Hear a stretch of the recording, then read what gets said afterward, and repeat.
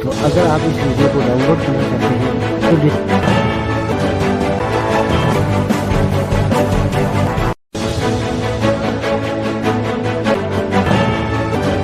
આપ જોઈ રહ્યા છો સનાતન ન્યૂઝ નેટવર્ક જૂનાગઢ અહેવાલ વલ્લભભાઈ પરમાર જૂનાગઢ મુકામે તારીખ 14 ડિસેમ્બર 2024ના રોજ All India Federation of Tax Practitioners એફ્ટ જે ભારતના 29 પ્રાંતો તથા 3 કેન્દ્રશાસિત પ્રદેશના કર વ્યવસાયિકોનું પ્રતિનિધિત્વ કરતી દેશની મહત્વની સંસ્થા છે.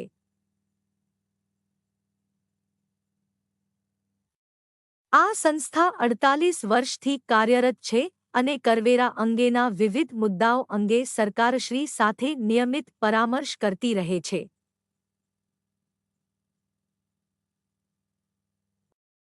સંસ્થાના સ્થાપક પ્રમુખ પદ્મશ્રી એન.એમ. પાલખીવાલા હતા. 48 વર્ષના ઇતિહાસમાં દેશના વિવિધ તજજ્ઞો આ સંસ્થાના અલગ અલગ રાજ્યોમાંથી પ્રતિનિધિત્વ કરેલ છે. 49મા વર્ષ માટે પ્રથમ વખત ગુજરાતનું પ્રતિનિધિત્વ बहुत साहसिक माणस છે. તન્ના એકાઉન્ટ્સ નામની સંસ્થા ચલાવે છે અને એની પાસે 5 રૂપિયા હોય તો 500 નો જોર કરે એટલે નેશનલ પ્રેસિડેન્ટ હતા અને ત્યાર પછીથી એટલે લગભગ 25 વર્ષથી હું આ સંસ્થા સાથે સંકળાયેલો છું. અત્યાર સુધી કાયમ માટે જે નેશનલ પ્રેસિડેન્ટો થયા એ તમામ મેટ્રોપોલિટન સિટીમાંથી જ થતા હતા અને ગુજરાતનો કોઈ પ્રમુખ બન્યો નથી. 49ના પ્રમુખ તરીકે મારું નામ યુનાનિમસ સર્વાનુમતે નક્કી થયું અને અમારી એક પ્રણાલી છે કે અમને શપથ પ્રમુખ તરીકે સુપ્રીમ કોર્ટના સિટિંગ જજ એટલે એવા ઘણા સુપ્રીમ કોર્ટના જજો છે જે અમારા એસોસિએશનના મેમ્બર છે, સભ્યો છે.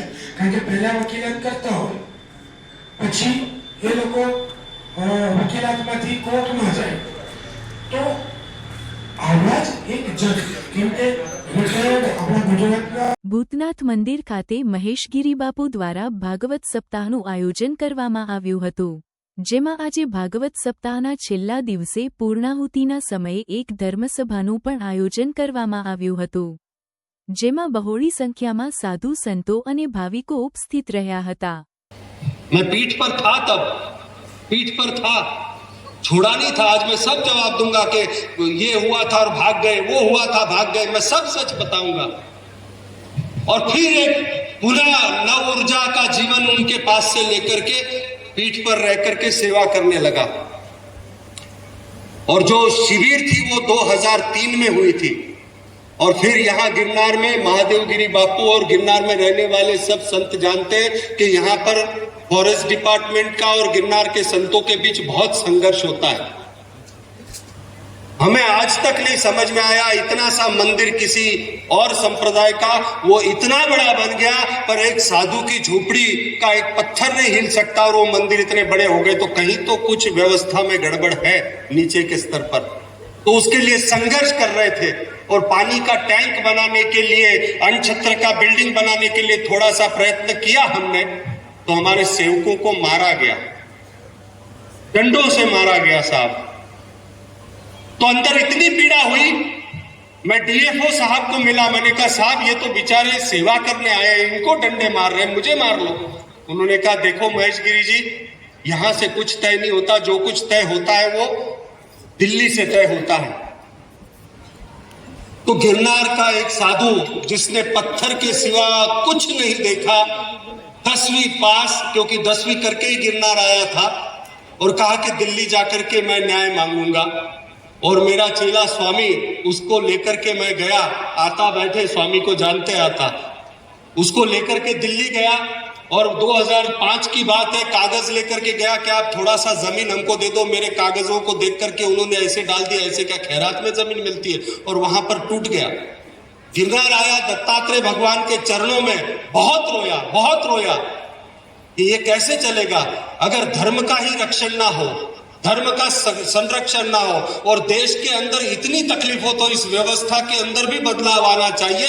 और तय किया कि महाराज आपके आदेश से अब दिल्ली जाकर के इस व्यवस्था को बदलने का प्रयत्न करूंगा। और वहां संकल्प किया 2007 में सभी समाज के सामने स्वामी को चद्दर उड़ा करके, और फिर उसके बाद गया और वहां पर मैंने ये कहा कि राजनीति के छींटे इस वस्त्र पर नहीं उड़ने चाहिए, क्योंकि उसमें साम दाम दंड भेद सब होता है। तो अखाड़े से बकायदा बात की थी महाराज, अखाड़े से बात किया था, साधु संतों से बात किया था। और वहां पर अब ये मीडिया वाले देखो इसको पैंट शर्ट में, देखो कुर्ता, अल्યા કઈ ચાંદની ચોક તમે જે છે કે અહીંયા કાળવા ચોક છે, આજો અમે કાળવા ચોક શોધી લીધો, આજો કાળવા ચોક શોધી લીધો। અલ્યા ડોબા કાળવા ચોક પહેલેથી જ ત્યાં હતો, તું નવો છે। गिरनार એ સ્વયં ભગવાન દત્તની ભૂમિ છે, સ્વયં દત્તથી રક્ષિત છે। હમણાં કથામાં આવ્યું ને અહીંયા તો વામન ભગવાને આવી અને આ ક્ષેત્રની રક્ષા કરવા માટે ક્ષેત્રપાલો તો ભગવાન વામન મૂકીને ગયા છે। દુનિયાની કોઈ તાકાત નથી કે ગિરનારને કઈ કહી શકે, પણ વાતાવરણની સ્થિતિઓ છે। માંડો કે પાછી કઈ ફરવા ગયા હોય અને તમારા ઘરના ફર્નિચરમાં ધૂળ લાગી જાય તો ફર્નિચર ન ફેંકવાનું હોય, ધૂળ સાફ કરવાની હોય। ફર્નિચર ફેંકી દે તો મૂર્ખ માણસ છે, ધૂળ ચોક્કસ સાફ કરવી જોઈએ। ફર્નિચર બગડ્યું નથી, ધૂળે દૂષિત કર્યું છે। આ ધૂળ જે જામી છે એને તમામ સંતો સાથે રહીને સાફ કરવાના છે, નહીં કે માત્ર મહેશગીરી એકલા।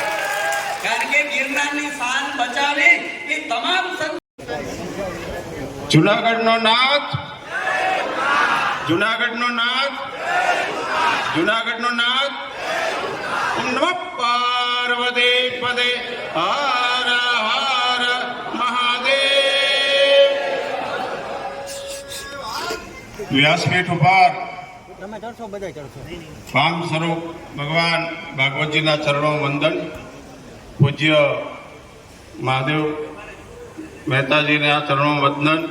અહીંયા જેના માધ્યમથી આપણે સૌ આજે આખો જુનાગઢ કહેવાય ને કે 18 વરણ જેને એક તાતણે બાંધી છે એવા પૂજ્ય મહેશગીરી બાપુ અહીંયા મંચ ઉપર સમસ્ત સંતો, ખાસ તો હમણાં જ મહાદેવગીરી બાપુએ જે વાત કરી એની અંદર એક ઉમેરો એક भगवान शांति दूत बनी गयो था।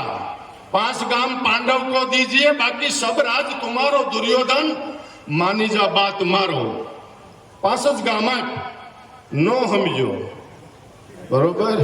एम अमे खाली एटलू ज कही छे जूनागढ़ ने कई न थवा देता, बाकी से ने जूनागढ़ ने लोग कई थाहे तो सौराष्ट्र भरना साधु जूनागढ़ में आवी अने महेशगिरी बापू ने हारे कायम सही महेशगिरी बापू ने खंभे ओली नहीं राखवानी, अमारे खंभे राखवानी से। आटलू बोली मारी वाणी ने विराम आपू। बोलो रामचंद्र भगवान की। दत्त पुषे दिगंबरा जो અમે જે પરિવર્તનનો શંખનાદ મહેશગીરી બાપુના કંધે સોંપીને અમે એને સંપૂર્ણ ટેકો જાહેર કરીએ છીએ કે અમારા મહેશગીરી બાપુની આગેવાનીમાં જેને એક સૂત્ર સૌને આપ્યું છે કે અમે સફાઈ અભિયાન ચાલુ કર્યું છે। એ સફાઈ અભિયાનની અંતર્ગત અમે સૌ સંતો તન મન અને ધન ત્રણેયથી અમે એની સાથે છીએ, સાથે રહીશું।